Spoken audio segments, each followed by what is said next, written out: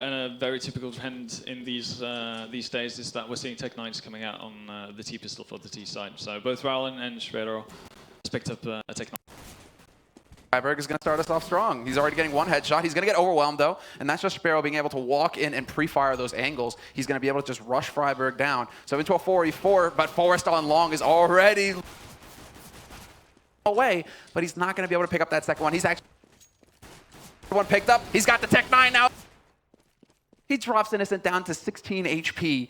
Forrest showing that he's in pretty good form. All that surfing, it's good for something, Ben. It's definitely good for something, and Forrest has notoriously been an absolute legend when it comes to pistols. Form, and right now G2 is in a really awkward spot, even though Schroeder has a Tech 9. I think it's going to be it. I mean, they kind of just have to hold on this, but as long as they exist, it's suicide for them. They have a single smoke, but they do manage to catch exist, just taking that extra step, and that's going to cost. And to try and close that gap, he's going to drop the bomb carrier, and that's leaving it down to Innocent now, who has a Tech 9 Kevlar, so he can take a little bit of a fight, but he's only got 16 HP. Just keep him from getting onto this bomb. For him to jump out there, it's practically suicide. Alu, he had all the time in the world to line up that HE, and he just eliminates Innocent. It seems like we're going to have a little bit of a pause. Not quite sure what that is about, but hopefully nothing major. But yeah, obviously in the AR walls is going to do a lot for Nepin actually gaining map control, because picks up that kill, even though it gets taken down, he gets the information that he needs. That's only Shredder around, nothing really to be worried about, just instantly for NIP. So you can see that they hold their rotations, they don't do anything silly, and off of that being, able to stay in his position.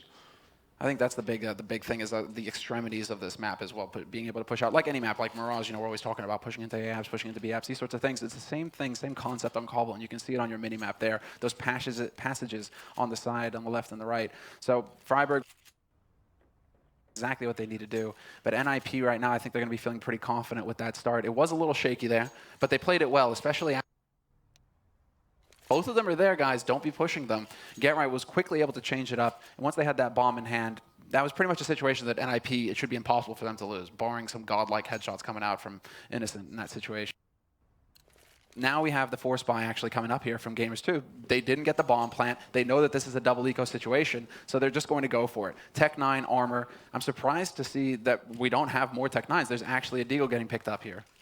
Yeah, the Deagle is actually quite surprising, but it does work out pretty well if you're able to get into such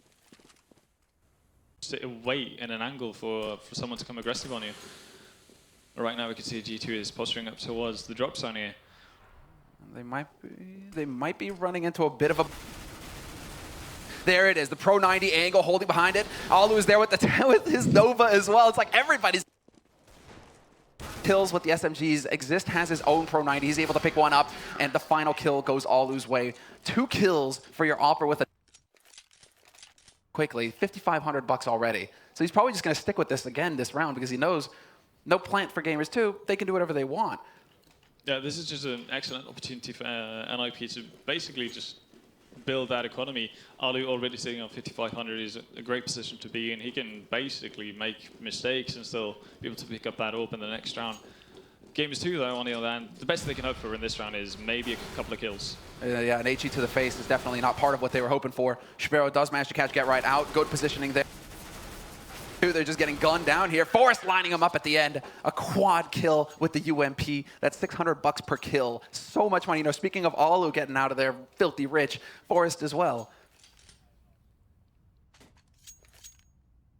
That's insane. That's so much money that he just made in one round. And that means that they have serious options. But there you go. The first one that I was going to say, that double AWP setup. I mean, what do you think about that double AWP setup on Cobblestone? I actually like it. It allows for aggression both in A-holes, and you can also have that safety back towards the B-bomb site.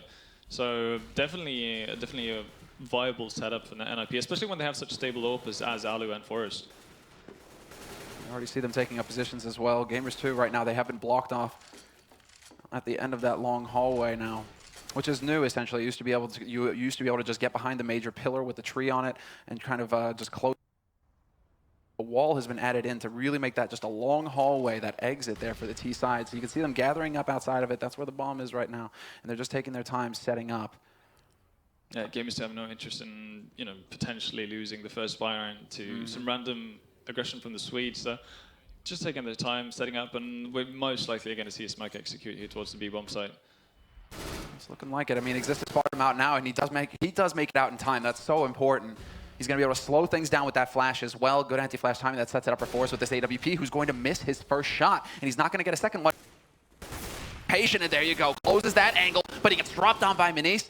Freiberg, however, returns instantly, and this quick rotation coming in from NIP. 4 members surviving at the end of the round, but NIP just doing a down the push once they saw it coming, and then rotating everybody in to shut it down. Yeah, great work from NIP, and I'm actually surprised that we didn't see, well, what I'd like to see from Gamers2 in that situation is a bit more of a well-planned execution, really, because it was a couple of flashes, and that was pretty much it. So a bit of a thought.